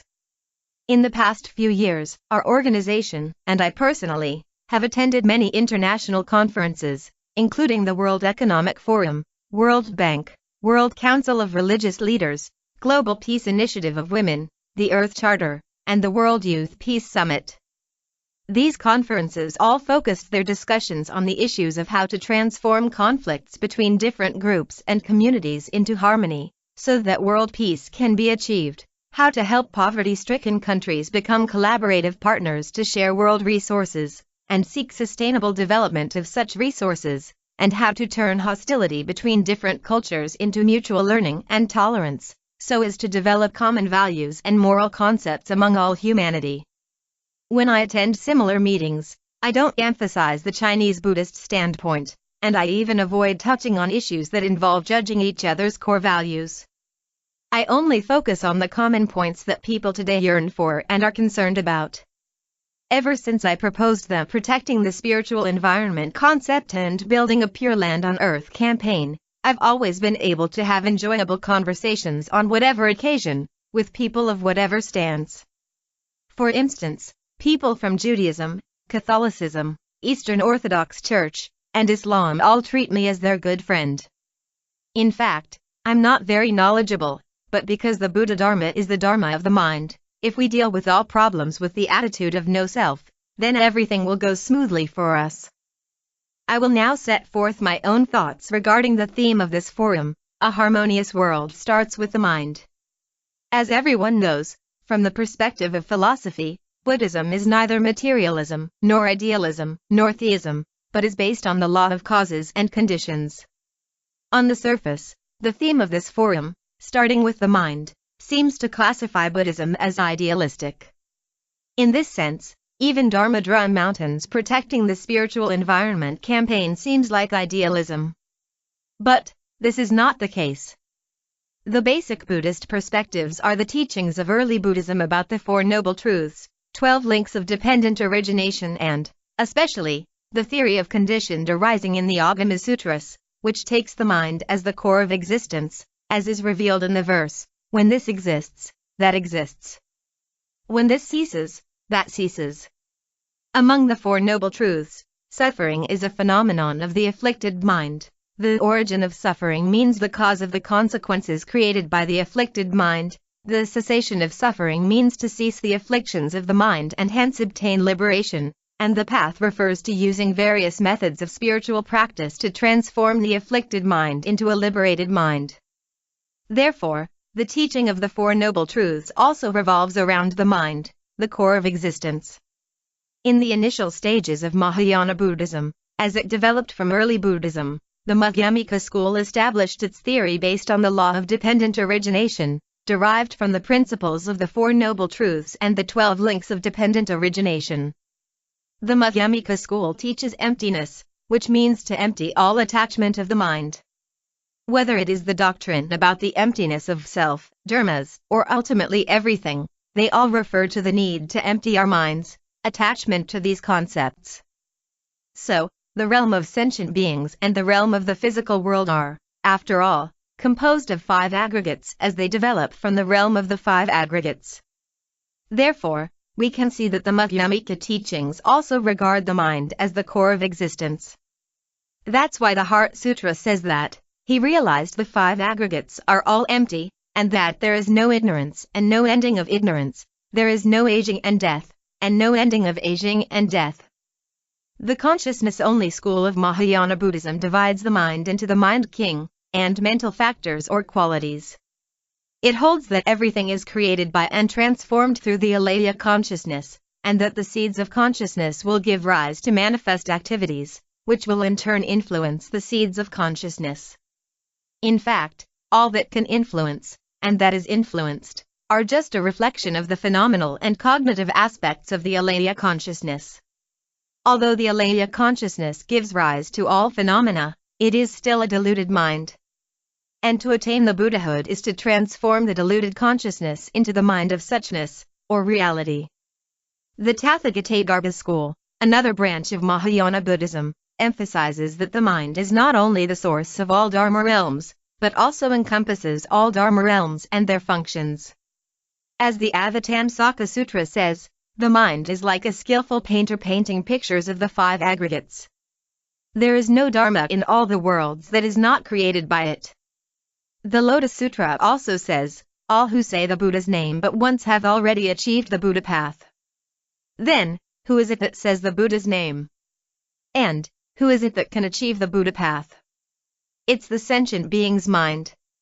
Also, when the Avatamsaka Sutra says, there is no difference between the mind, the Buddha, and sentient beings, it means that the mind of an afflicted sentient being is, in essence, the same as the pure mind of all the Buddhas with their perfect merit and wisdom. The awakening of faith in Mahayana says, what are called dharmas, refer to the mind of sentient beings. This mind encompasses all the mundane and supramundane dharmas. It also says, as the mind arises, various dharmas also arise, as the mind ceases, various dharmas also cease to exist. That means the mind is common to both ordinary people and sages, to both this world and the transcendental world, and to both conditioned and unconditioned things. It permeates each and everything.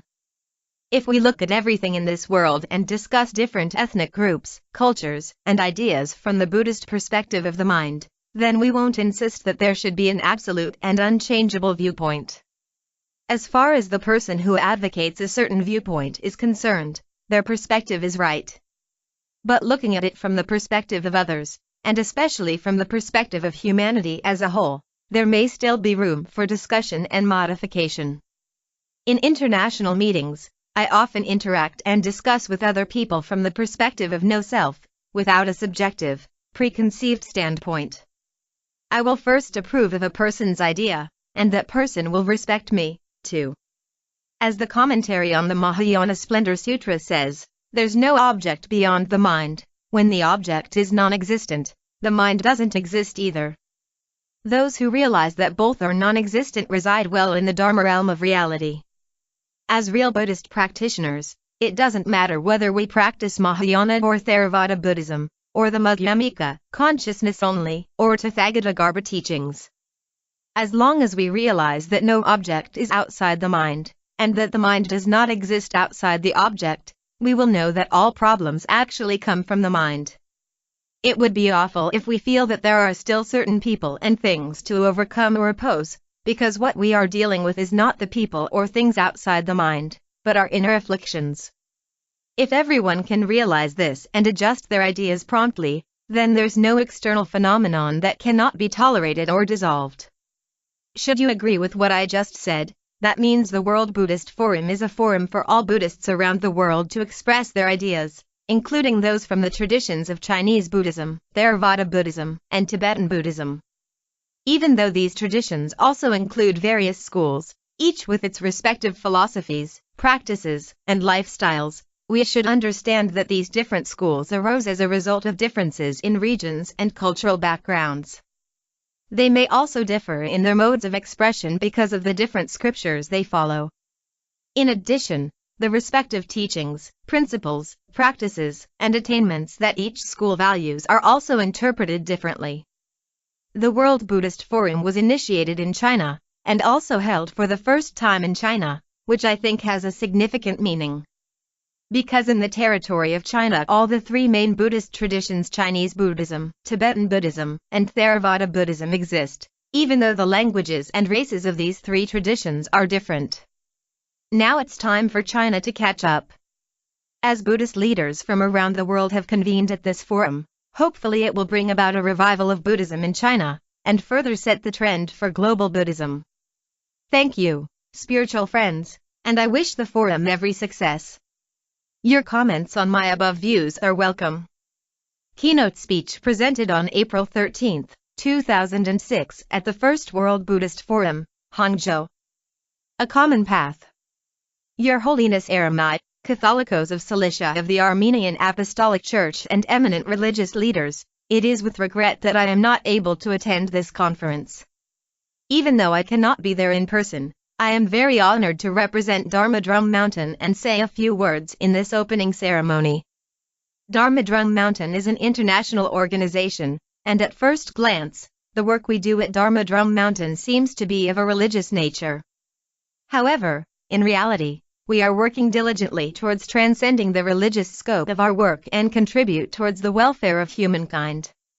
My own religious background is Buddhism, and I belong to the Chan school in Chinese Buddhism.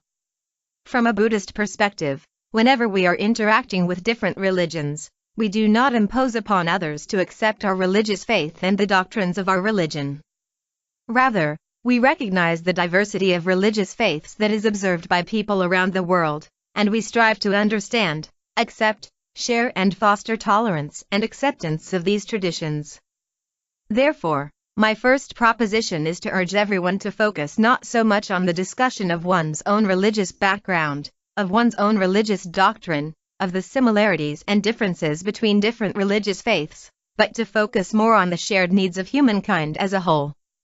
Due to the historical developments in all the religions, people approach their faiths from very different diverse cultural backgrounds and perspectives.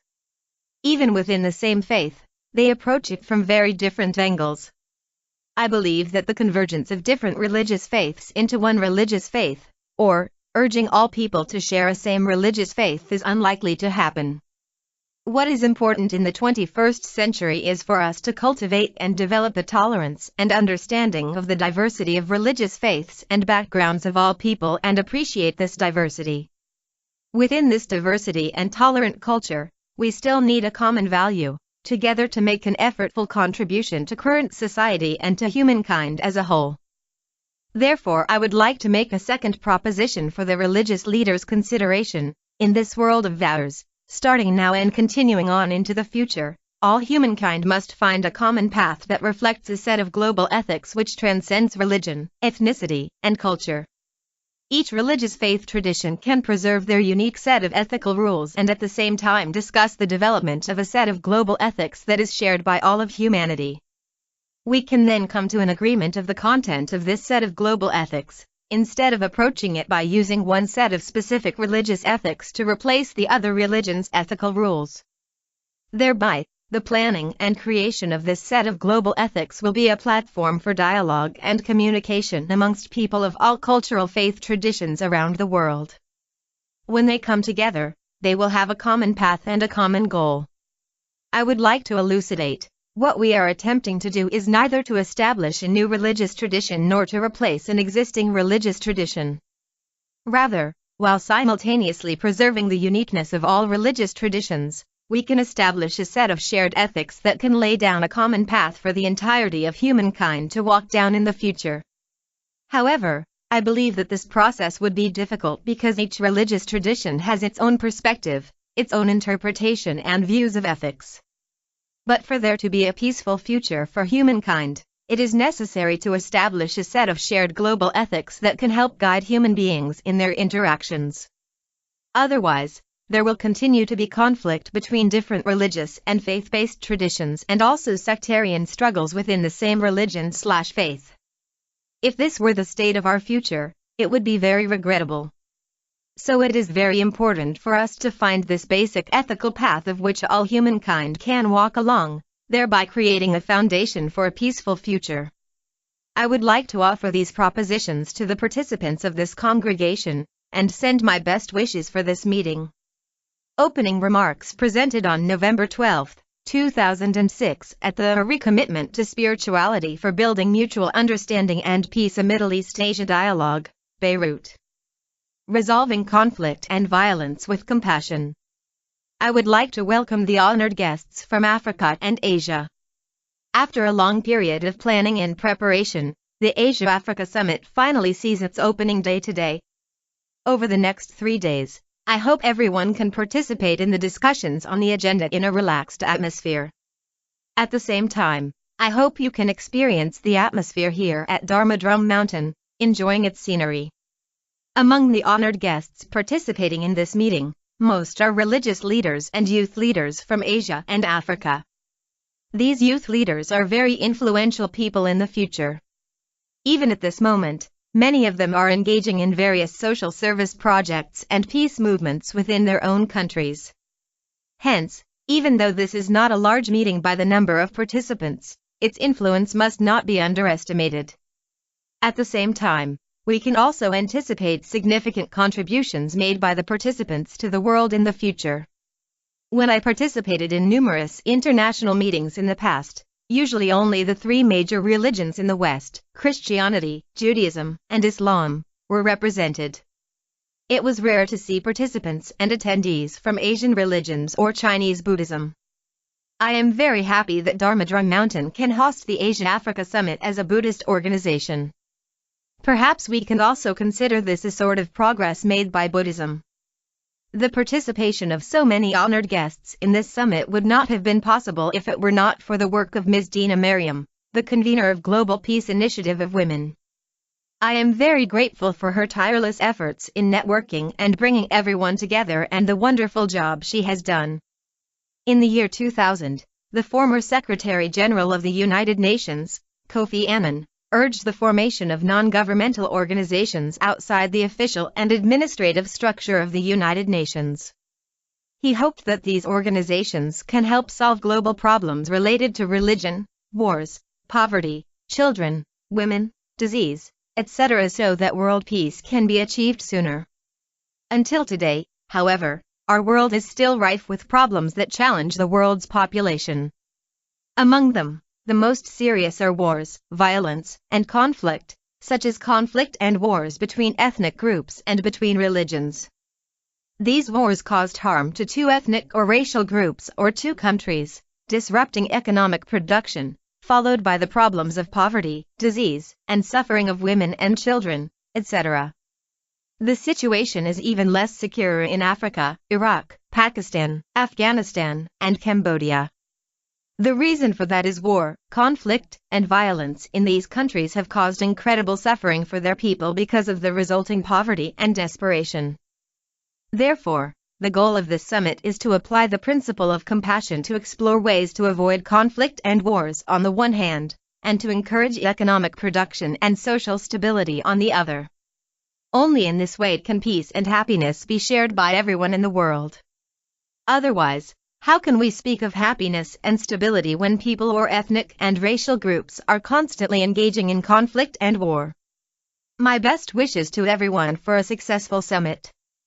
Opening address presented on October 27, 2007 at the Asia-Africa Summit, Dharma Drum Mountain. Starting from the mind. Mr. Ye Zhaoyan, Director General of China's State Administration of Religious Affairs, Venerable Master Yi Chang, General Convener of the Second World Buddhist Forum and President of the Buddhist Association of China, Dharma Masters, distinguished guests from around the world, ladies and gentlemen. As I am unable to attend this forum in person, my disciple Venerable Guo Pin will deliver this speech on my behalf.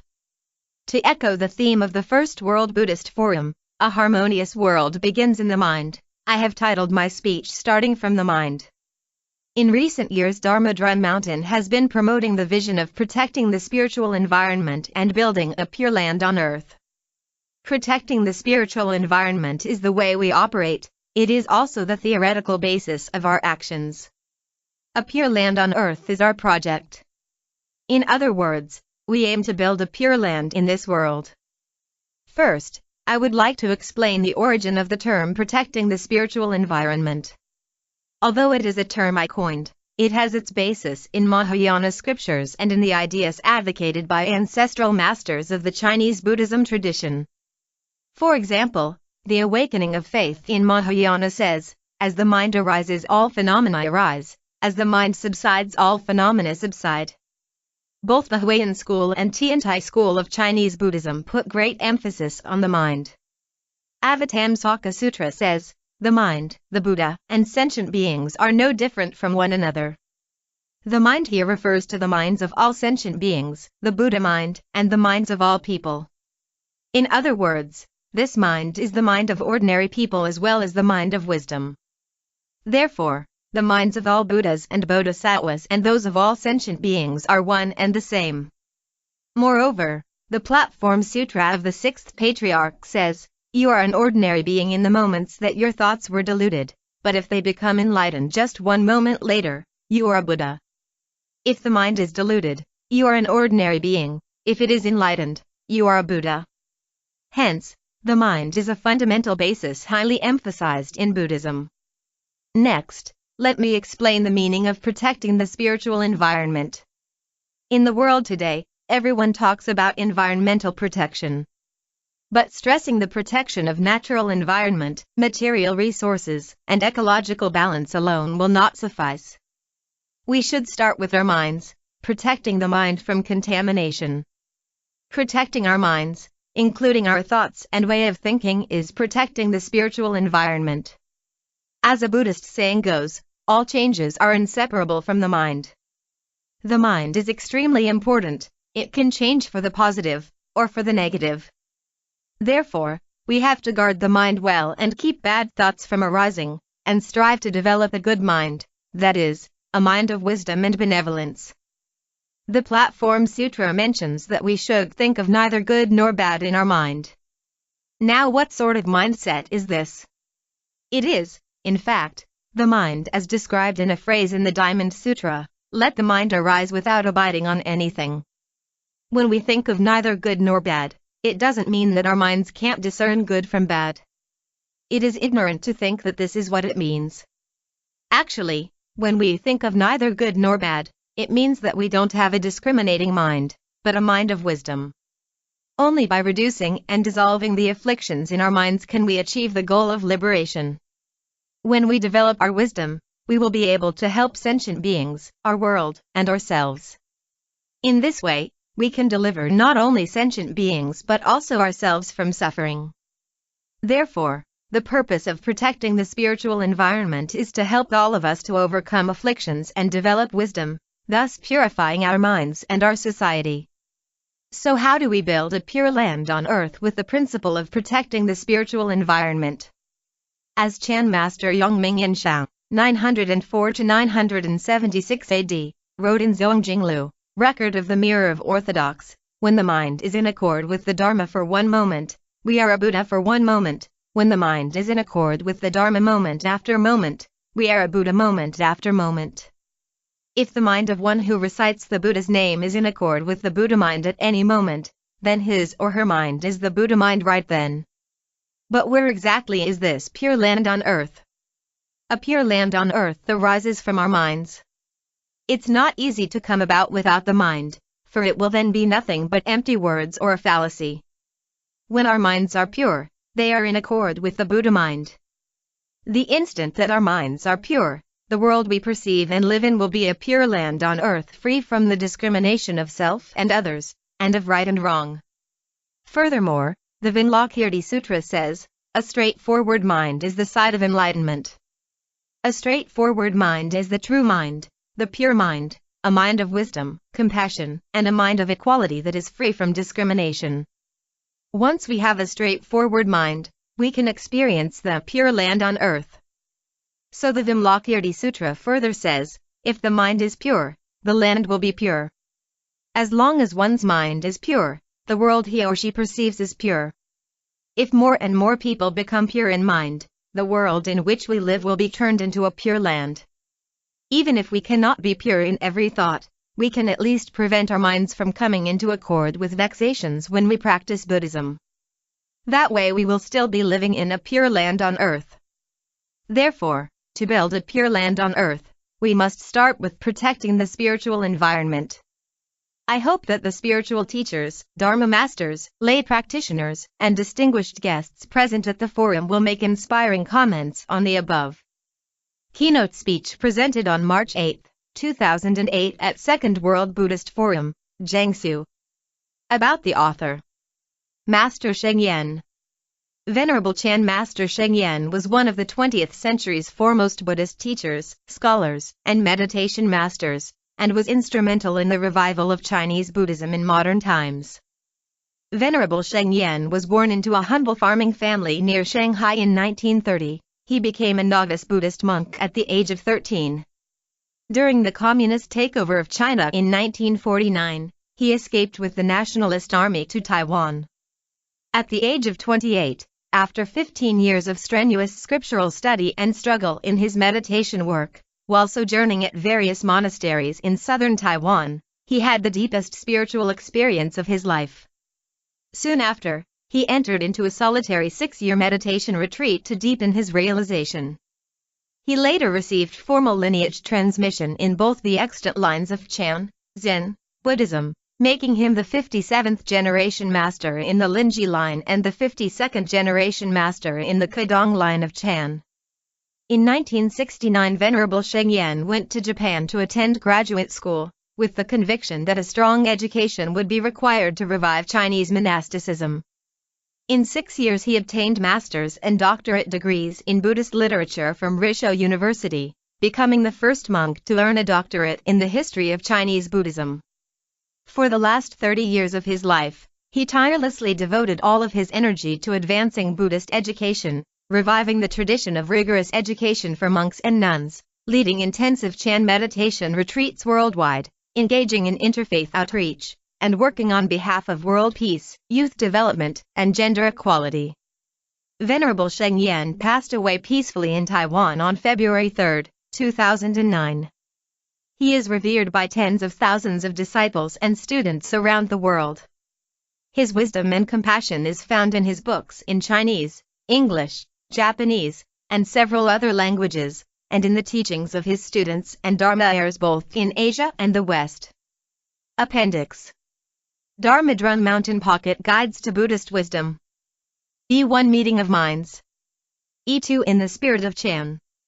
E3 A General Introduction to the Bodhisattva Precepts.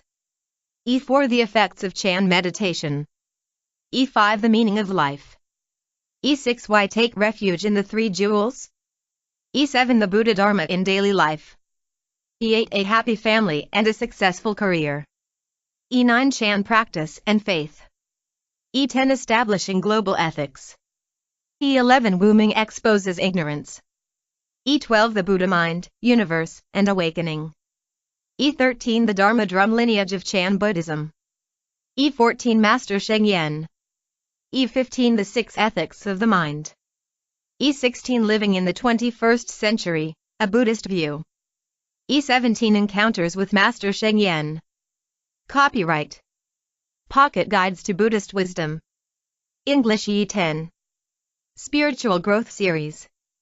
Establishing Global Ethics. Author, Venerable Chan Master Shengyan. Translator, Dr. Rebecca Lee. Dr. Wei Tan. Venerable Changji. International Translation Office. Editor, Venerable Changji. Christian Mayo. Publisher, Shengyan Education Foundation. Address, 2F, No 48-6, Sector 2, Genai Road, Taipei, 10056, Taiwan.